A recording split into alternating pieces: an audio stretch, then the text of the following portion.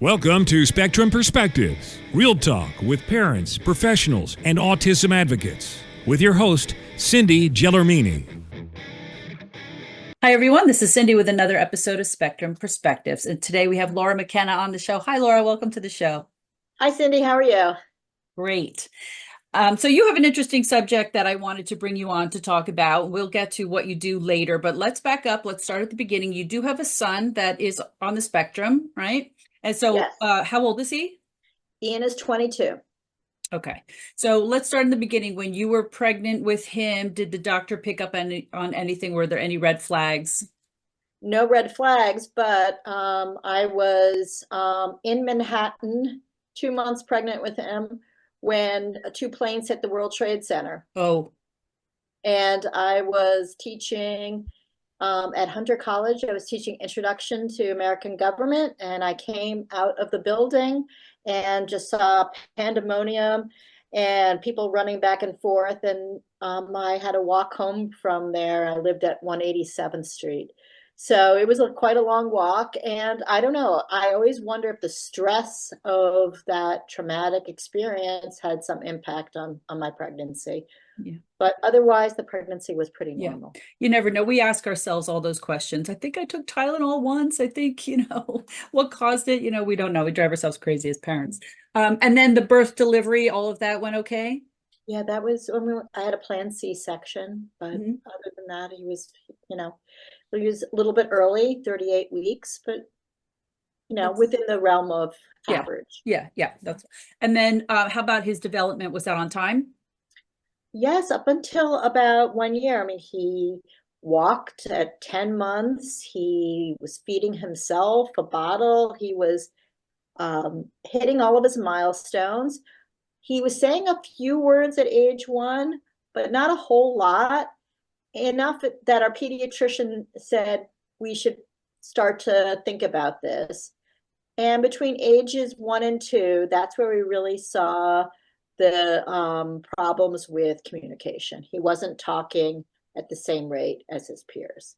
Mm-hmm. And are there any siblings? There's an older brother, Jonah, who's currently 25, typical developing. Okay, so he wasn't your first, because No. sometimes the first time parents are clueless.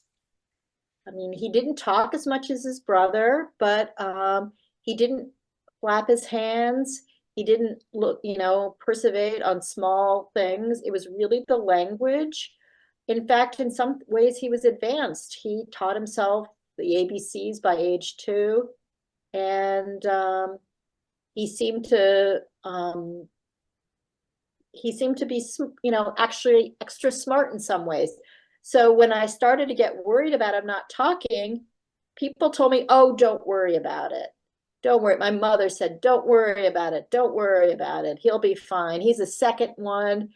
Your oldest guy talks too much. Your youngest guy, he's just in the shadows of the older guy." Mm-hmm. Yeah, I had the same thing. It's, the older sisters, they do everything for him. He doesn't need to talk. He'll be fine. Yeah. Right. Yeah. Yeah, but mother's intuition sometimes knows better. I was on, Google late at night trying to understand what was going on. Mm-hmm. And even his pediatricians didn't pick up on it. So I feel really bad. He didn't get ABA. He didn't even get identified as having autism until age 4.5. So I feel like he did miss out on some opportunities that, would have benefited from him. So another way that we moms beat each other up for, Yeah, right. Woulda, shoulda, coulda. Yep. And then how about school? Did he attend public school or? He attended a special ed preschool, which was not awesome. It was just like 2 hours a day, and he really needed more help at that point. But we didn't understand what was going on. Well, so wait, hold on, back up. I did want to know, how did he get diagnosed? So you said he was 4 at the time. So how did he finally get diagnosed? I brought him to a private neurologist who, looked at it. We walked in the office. He was carrying a water bottle, and he, instead of engaging with the doctor, he had turned the bottle on his side and was trying to read all the small print on the bottle. And she didn't even have to ask him another question. She says to us, "Has anybody ever used the word autism with you before?" And then my husband and I we'd always worried, but when you actually get the diagnosis, it was Mhm. tough. Yeah. It was tough. Yeah. And but so because he didn't present typically, he didn't hit all of he didn't present as a very typical autistic kid. He, professionals and my mom and other people said no, he doesn't, but he definitely has autism, and it's been, it'll be a lifelong struggle Right. for him. Right. Okay. So then I'm sorry. So go back to the school. So you had him in a program, but you weren't happy with it. I mean, it was just 2 hours a day. It was just a regular preschool disabled program. And then I had to try and find daycare for him for the rest of the time. Why At was that it time, only 2 days a week? That's not, no, it was 2 hours, five I days mean, a two week. hours. Oh, but still, but that's preschool, but that's not preschool handicap. I mean, preschool handicap, you should have been going all day, 5 days a That's week. what they gave us. And you're in New Jersey? Yes. I mean, that Where? was in Ridgewood and Bergen County. Oh, you're up north. Okay. Yeah. Interesting. And he it wasn't, he wasn't getting enough. And then I had just started a new job. I was a college professor. I used to teach politics at Ramapo College, and it was a brand new, Oh, my son graduated from Ramapo. oh, My great son school. David, he got his master's in special ed from Ramapo. Oh, I love Yeah. that school. Hmm. But it was my first time teaching at that school, so I had all new preps for the classes, and Hmm. I had a son who was only in school 2 hours a week, and so then I needed daycare for him, and nobody would. He was too, he couldn't talk. He was screaming at that Hmm. point, and so no daycare wanted him.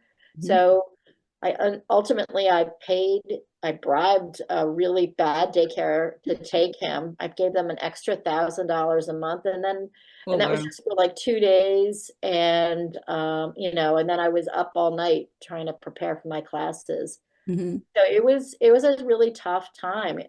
Um, after he got the autism diagnosis, they sent him to a special program in a public school district called the Valley Program. It's located in the Northern Valley School District up here in Bergen County. It was the program he was in was for students who could be mainstream part of the day in a regular classes, but then would go back to their own autism room for, maybe half the day, where they would Right. do Right. speech and extra help on reading and social skills. Hmm. So he did that, and then he got tossed around from school to school too, Yeah. because he didn't fit into a box neatly. Mm-hmm. And so did he go to school till he was 21 or he graduate at 18? He was going to graduate at 18. They were going to want him to graduate because he hit all of the academic requirements, but he wasn't ready by any stretch of the imagination for work, for college, for anything after high school. I had no idea what was going to happen for him, and No, he's speaking. He can hold full conversations, right? So he's not a conversation guy. He'll answer your questions, but he's not going to have a chat about your feelings about, the color blue. He just doesn't talk in that sort of right, way. right. He's a He can, but he doesn't, yes, is what he's I'm the saying. Yeah. utilitarian speaker. He gets his point across. Right. And what are His his strength, interests? What does he like? computers. I knew you were going He to say that. he edits Wikipedia pages about video games. Okay. He likes to edit music, and he puts it on YouTube. He's always had a very high IQ for pattern recognition. So anything computers and music he's really good at. Right. It's the soft skills, the language, the communication Sure. that are difficult for him. He's got a little OCD going on. Hmm. He developed epilepsy in high school, and then had a very rough reaction to some of the medication. Yeah. So we had to deal with that. It caused more OCD and crankiness that we needed to Mm. deal with. Mm. So That's Um, interesting because when Robbie had his first seizure at 17, and when we put him on the seizure meds, it actually helped. Like it calmed down all of his, stimming and everything, and it calmed down, and all his digestive issues. It was all nervousness, and all of that calmed down. So that's and things interesting. You can had an go opposite reaction. yeah, you can go either way. The Yeah. first medicine that we put him on, it was called Lamictal. It turned his, Yes, that's the one that helped him. oh, he put him into the hospital for a week, Wow. Yeah. See, there's no one size fits all. Everybody's so different. Yeah. right? Yeah. Lamictal It, was great for Robbie. I wish. I mean, I read, there's been a lot of Yeah. studies that can help students, Yeah. but he got developed boils in his mouth and he couldn't Ooh. breathe. It was just really, Oh, bad. That's really bad. Yeah. yeah, yeah, yeah. Yeah. So when we So got to, how are the seizures now? Do we have them kind of under control or? um, he we're still playing with medicine. We're always Yeah. playing with medicine. And whenever we make a change, it causes a seizure. So Yeah. just 2 weeks ago, we had a little visit to the hospital because Yeah. Yeah. Are he they had grand mal? he's had one of those. Mostly he gets aura seizures where he sees an image for a second. It's like our brain is like a Rolodex of memories. And for him, when he gets the seizure, he sees an image of a path, like a vacation we went on, and like when he was 8 years old, and then he has to throw up and go to sleep. Huh. Um, so usually it's just a second, but he had a bad one a couple weeks ago. And the image got stuck in his head, Hmm. and so it took a little while. So he's back on Keppra right now. I hate as a mom, treating my kid like a, drugstore I lab know. rat, I know. but that's part of what I have to do I too. know. Yeah, I never wanted to medicate Robbie, because I didn't want to go through all of that. It's the trial and error and the reactions and all that kind of stuff too, right? I didn't want until the seizure, and then you can't mess around with that. You just can't. I'm glad that the Lamictal worked for him at least at first, or then, Yeah. right? Mhm. Yeah. Yeah. Well, then he would get one like every 6 months. Even So with the Lamictal, it didn't get rid of them altogether. correct. Correct. But I did interview someone recently. Go back on my podcast and listen to Dr. Usman. She is a biomedical doctor, and it was from an interview before that, a mom that her kid has not had seizures for 13 years because they found he wasn't getting the folates to his brain, and it was the folate receptors, and it was the sensitivity to dairy that was blocking the folates. So he's now on a completely dairy-free diet and a prescription strength of folic acid, and he hasn't had one in 13 years. So I try to share that with every mom because look, go to like, more of a biomedical doctor and see what they can find because, if the other doctors aren't finding it, they just don't know. Great. So, Thank you. Thank yeah. you. So go back and watch that episode. I will. That's just why I do these interviews because I learned something in all of them. Okay, so did he graduate at 21?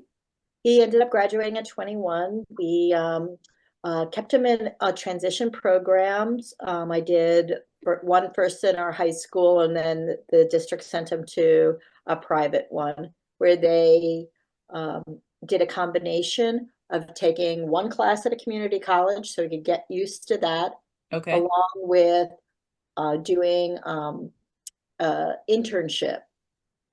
So they Okay. got the So it last, wasn't just like life skills, vocational skills, like he wasn't learning how to sweep the floor. I mean, he was doing college. Yeah. Okay. yeah. I mean, he could do the college like computer class on his own, but they got him there. He had there was a bit of a transition for him, as well as all kids with autism. There's a whole new vocabulary to going to college. Yeah.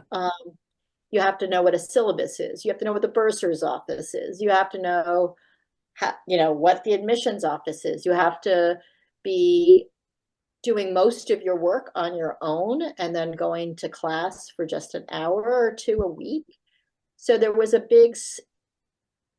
huge learning curve for him going from high school to college. So we took it slow. we took it slow. We started off just one class, then we online, and then we went to one class in person, and we slowly Mhm. worked up. Mhm. Now he's doing 4 classes in Mhm. person at Bergen Community College, and is going to be going to Landmark College, which is a college just for people with autism and Ah, ADD in okay. Vermont. Uh-huh. We're in Vermont, so you said? Okay. And can he do it online? He's going to go live there. He's going to live in a dorm. Okay. All right. Okay. You're the first person talking about this. Okay. I did not know that there was a college for kids on the spectrum. And this is why I started a business, Yeah. because um, so when he was 18 and he was in a crisis, both medically and uh, educationally, we had no idea what we're going to do next. I forced the school to keep him in a transition program. They didn't want to. Mhm. And then Did you have to uh, hire an attorney or no? I had to hire attorney to get him in a little bit of a better transition program. Mhm. But Yeah. Other parents need mostly, to know this. yes. I mean, the town transition program has improved, but it was the first year. It was still in the middle of COVID, so they didn't have enough Mhm. employees, and so Right. he needed to go to a private program at that point. Mhm. Um, but a transition program is not for everybody, but I liked it. It bought us time. It bought us 3 years of time for me to get him on SSI and DDD, which is now providing him with a huge safety net Mhm. in case he can't work. And it enabled me to learn what all the options were. Typical kids get a guidance counselor Right. when they're in high school. They will say, "Oh, here's your SAT scores, here are your classes. Maybe you should take a look at Rutgers, or maybe University of Pennsylvania is right for you." There is somebody to give you guidance about next step. Mhm. We did not have that resource. Mhm. I had to learn everything from scratch. Why? Because he was considered special ed? There's no guidance. There was no guidance in our high school or in most high schools for next steps. There's no guidance But they're there counselor for the other kids. Why weren't they helping your son if he attended the school? because they don't know those answers. Okay. A lot of what's happening in colleges right now is brand new, Hmm. and they just um, the guidance counselors don't know about it, Okay. and there's not a big push to train them to do it. They're already stretched thin with all the typical kids, so they don't know that what's going on. So with everything on my plate, I ended up, I had 3 stages to my career. First, I started off as a college professor and had to leave the profession because I couldn't manage an 80-hour-a-week job plus taking my kid to speech therapy, Hmm. to going to all the IEP meetings, it was very, very time consuming. So I became a freelance writer, and I wrote for The Atlantic and other USA Today, Huffington Post about education and autism. I have several pieces in The Atlantic about autism. And then my next stage was to just stop everything, focus on my son, figure out what he should do next. It involved a lot of legwork and a lot of research. And then people found out that I knew things. And these other parents heard about me, and I Sure. started getting my Come phone help ring us. all the Hmm. time with help. And um, I was talking about this to our local superintendent, and he said, "Well, Laura, you should start a business doing this." And it hadn't even occurred to me until he said that. And I said, "Okay." So that's what I'm doing now. I'm continuing to both parent my child because he's still in this transition journey. He's going to be on this transition journey for a while. Hmm. And I'm sharing information with other parents about So what their you're options so are. you're filling the gap of the guidance counselor that doesn't know. So you figured it out what they don't know. Yes. So if parents have a kid in high school that they think they want to try going to college, they can come to you and you can help them figure it out. And it helps because I was a former college professor. So Yeah. I know how colleges work. Yes. You're perfect for the job. And I'm taking my writing background and I'm writing newsletters. We're Mhm. doing webinars. I have one webinar that's coming up in 2 weeks that's going to be bringing in another expert who's going to talk about the skills that kids with autism need to develop before they go to college. It's more than just academics. So she's going to talk about the soft skills and being able to be independent. There are some autistic kids who have nailed school. They've got school down, but get to college and then they struggle with being independent, with how to organize their day, with the executive function skills. So she's going to talk about, how parents need to think about those things too before they send their kids to school. And we have 120 people have signed up for it. I had to bump up the Wow. webinar to 150. There's a lot of interest Yeah. in. I mean, I was not that I was nervous, but I was just curious to see how it was going to turn out with my neurotypical son going away to college, right? Um, just being away from, I'm not a helicopter mom. I'm not one of those moms that did everything for him. But a lot of parents are, right? But just to see, is he going to do his own laundry? Is he going to get himself? Is he going to eat? Is he going to get himself to the cafeteria? Is he going to get himself here and there? I was curious, like, how's it going to turn out? To send an autistic kid to do that, I would be very worried, because Right. Well, there are more programs that are set up to help all kinds of different autistic kids. There's a program at the College of New Jersey, which helps students with intellectual and developmental disorders. So they're not taking the regular classes, they're taking modified classes. They're going to get certificates and they live in the dorms. They live in the dorms for with 4 years. all the rest of the kids. They have their own dorm, their own floor with people Okay. coming in to help them out where needed, but they Okay. are on the college campus. And Okay. it's great for the, you know, certain flavors of autism, like the kids who are super social, who just like to be around other young people, who Hmm. want to go to the cafeteria and can manage getting themselves ready in the morning. But Hmm. they're not going to be the kids who, but at the same time, they can't be an introduction of philosophy 101. Okay. So there's a program for them. There's Which school is that? that's the College of New Jersey. They have a very good Oh, program. TCNJ. Okay. Montclair College has just set up a program like that. There are two programs for kids who are good at the academics, but still need a little help with social skills. So Hmm. both Ramapoke and FDU have special programs Oh, for autism now, where okay. I'm they, right near FDU. Yeah. oh yeah, both of them have new programs where they give the kids counseling, social groups, peer mentors. Okay.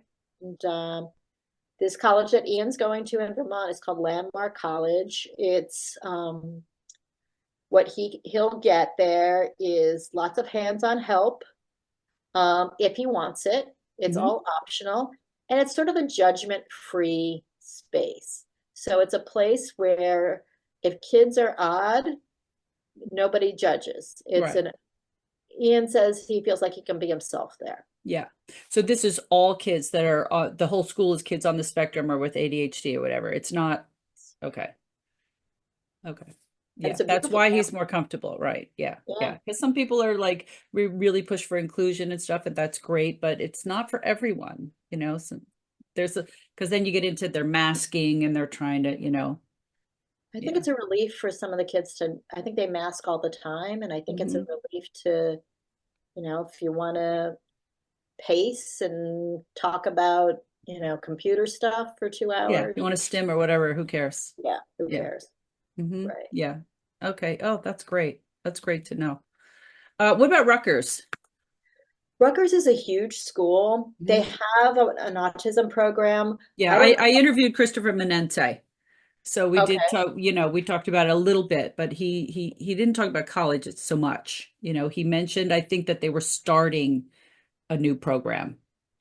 They have a program for kids who are a little quirky, and they provide them with some peer mentors. But Rutgers is a big place. My older son went there, and he Like really a had city.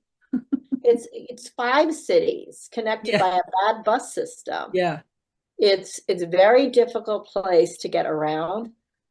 My older guy, he there was a lot of challenges, Yeah. especially then COVID happened Yeah. too. Yeah. See, none of my kids wanted to go there. They all wanted to go to a small school. I think I wish These are my neurotypical kids. So yeah, my neurotypical kid too. I mean, yeah. it's 30,000 students in there. There's just not the sort of support for any kids unless you're in a Mhm. specialized program. If you're in a specialized program, it's good. I mean, it's a good quality education at an affordable price. It does take a lot of skills to navigate the system, though. Mhm. Yeah, but I think they were going to do housing. I think it was going to be a dorm specifically for them. Oh, they're starting that? I think that's what he said. Don't quote me, but Oh, that would be great. or that he was talking about. They're talking about it, something like I that. think that, yeah, I think it's in the definitely in the talking stage. It's not in the happening stage yet. Hmm. Rutgers is really trying to do a great job with autism. Hmm. They have some other programs going on where they're giving advice to different school districts for how to improve various inclusion programs or Hmm. other services. They have a center there called the Boggs Center for Autism. Hmm. And I've attended some of their webinars. They offer free webinars on everything from applying for disability services to what transition should look like. So they are reaching out in that way. I don't know if I would recommend it at this point for a college student. Hmm. Right. Right. Too Yeah, I big. could see that because it's just because I would even be overwhelmed with going there. It's too So, big. but everybody's different. You never know. Right. So okay, so what do you do specifically when somebody calls you? Like, what are some of the things that they need help with, and how do you help them? It's, autism, every kid is different. Hmm. So every phone call is different. Yeah. And personally, I find that fascinating, Hmm. to see what's going on. I'm getting phone calls from all over the country, which is also challenging and interesting. I'm seeing it's every phone call is different. Sometimes the students will be superstars academically, but have a Hmm. lot of social emotional problems. They will need they can probably do great at a small hands-on 4-year college. Other students need more of need a certificate program rather than a typical college. And there's still a gap in helping the kids who can't be independent at all. For example, sometimes, I've gotten some phone calls from parents whose students have impulse control issues. They will jump in a car with some rando and end up in Indiana. Or their OCD is so severe that they can't get out of the bed in the morning without doing 60 different things. And so they're late to class, or they're Hmm. up till 4 o'clock in the morning playing video games and sleep through all their morning classes. Hmm. So that's still a gap in what what parents should do, because Hmm. some of those kids they could be very good with, academics. They could be cognitively fine, but it's so impaired from their autism. Hmm. So I think that there's still a lot of room for us to grow to Hmm. helping all flavors of autism after high school. I can help some of them, but I can't help all of them. Right. And I also have to really work with the parents themselves to have them understand what the options are. Sometimes parents, especially with the students who've been totally in mainstream environments, to know that there are other options. Like, not everybody has to go to college. Not everybody has to go to college right away. Sometimes college can happen at 22. Sometimes it can happen at 26. It can happen at any time. Mhm. There's no rules. And especially when we live in these, high intense suburbs, everybody seems to be going to college. So it's hard for the parents to know what the other options are, to let themselves think about the other options. Community colleges can be great. 80% of people who are neurologically diverse spend some time at a community college. It's a very popular option Mhm. because it's local, it's flexible, Yep. it's less Cheaper. intense.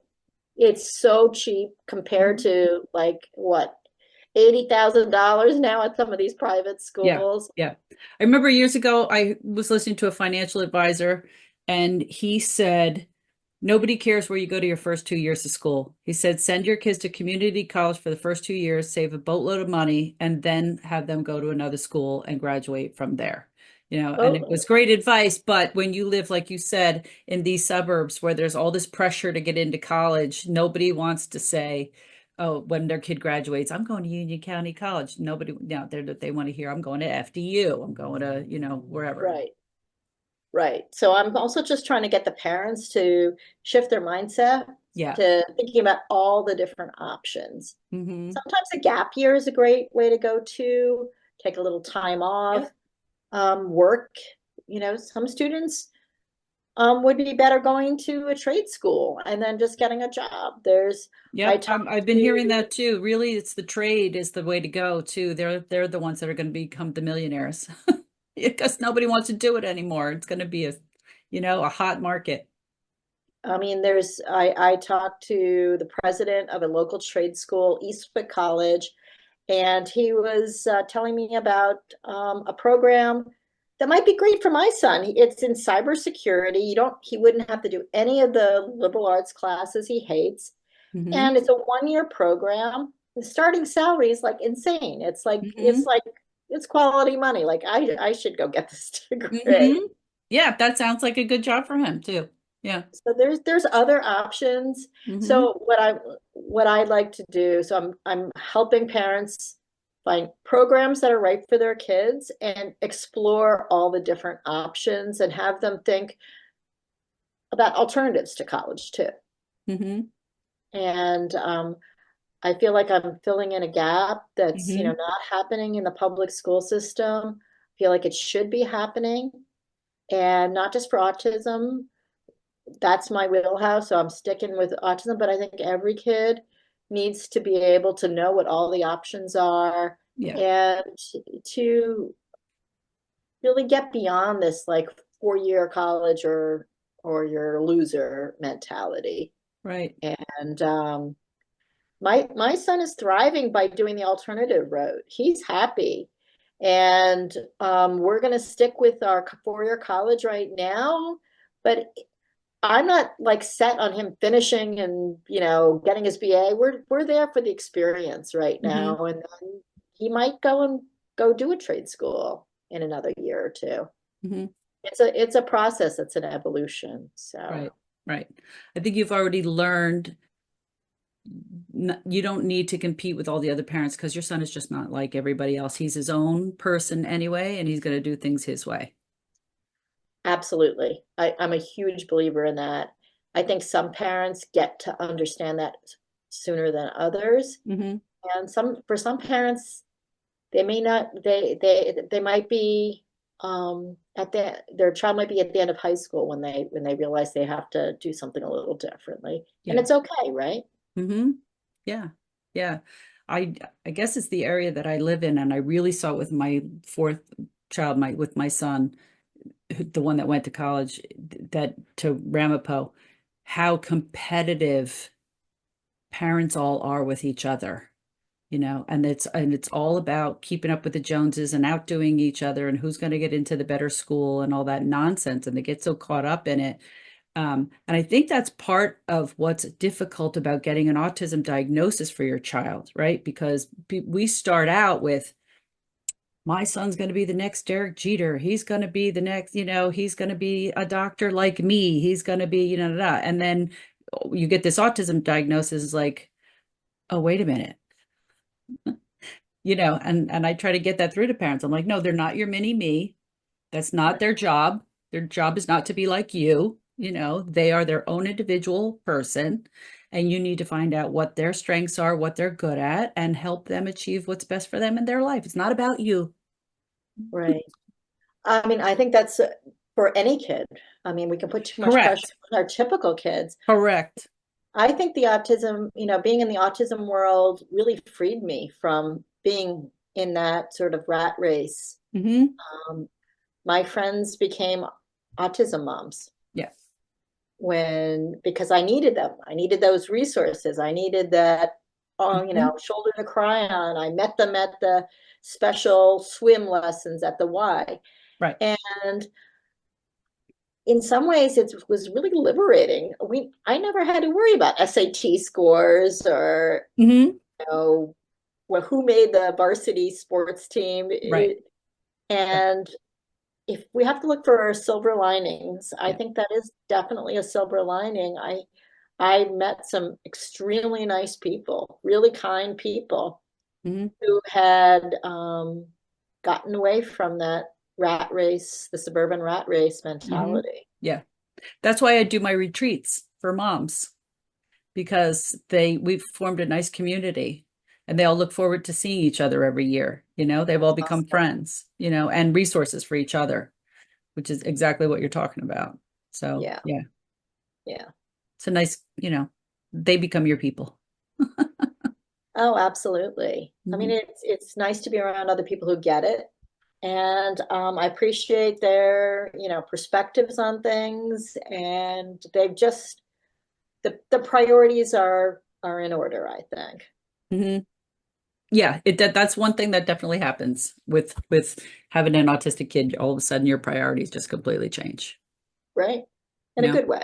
Yeah. Yes, because things that you thought were important, not important. Material No, things not important. It's just no, not. no, Mm-mm. no. All right, thanks, Laura. What is your contact info if people would like to get in touch with you and need your help? Um, the easiest way is my website. It's the Autism College Connection, or Know McKenna, the you said know the it's just know the Autism College Connection. Autism College Connection. Okay. My Gmail is McKennaConnect at gmail.com. I'm on Facebook. I've got a newsletter. We're doing these webinar series. I look forward to, chatting with parents. I give, if you want just even a 30-minute free session, I do that. And then What's if the you, Facebook page? Is that also Autism College Connection? Same thing? Everything's under the same umbrella. You on Instagram? No. not Instagram right now. Okay. Okay. So you have website, Facebook page, email. Got it. Yes. And I'm so sorry. So I interrupted. You said so a 30-minute. free, if I give I'll do a massive brain dump on you guys. If whoever calls me, um, I will share freely with whatever I know off the top of my head. And then if a parent wants ongoing support connection, I'm helping parents get SSI and DDD. And I just got a parent whose son has both autism and schizophrenia. I got them in the system, and nobody else had helped them. And so that's another big need. So Hmm. I think that it's not just colleges. I'm not just providing information about college. I'm also providing help for just transition in general, Hmm. and trying to help out the parents who seem to have really, have no resources in their corner. Right. Right. Okay. I, Wonderful. I don't want people to fall off the cliff. Yeah. And I'm taking all And this there's a big information. cliff. It's a very big cliff, and I'm writing a book. Um, I'm I'm like halfway through. I'm gonna hopefully be done by the end of the year, but it's, there's so much going on all at the Yeah, same you're time. busy. I know. It's hard. It's hard to have time to write books when you actually have a life and work and all that. I know, I Sometimes it know. takes longer than you plan. but and I've got my husband working from home here. I've got two adult young men in the house. So I'm at the point where I'm ready to check into a hotel for 2 weeks and just get work done. I was going to say that's a friend of mine. She goes to Florida for like 2 weeks. That's how she gets her books done. Yeah. So, yeah. I'm at the fantasizing about like an Airbnb phase. So Yeah, there you go. it might happen. It might have to happen. Maybe. Yeah. Okay. Well, thank you for being on here today. I really appreciate it. Thank you, Cindy, for everything you're doing. I really appreciate you contacting me. This has been a great conversation. I love connecting up with other autism moms because it's so nice to be around other people who get it. And as I said, I find the community very fulfilling because everybody's so kind and nice and really Yeah. gets it. For sure. And I'm going to pull you into my community now. So, Thank you. okay. And All I'll right. bring you to mine too. And we'll, Beautiful. Collaboration. yeah, Love it. love it. Okay. Bye. Thank you so much for being here. Bye-bye. Thank you, Cindy. Take care. That's it for today's episode. I hope you enjoyed listening and it helped you gain a new perspective. To learn more about our children's book series, Robbie's World and His Spectrum of Adventures, or to learn more about what we do at Robbie's World Foundation, simply visit our website at robbiesworldbook.com. Thank you for joining us today. Be sure to join us again on our next episode of Spectrum Perspectives.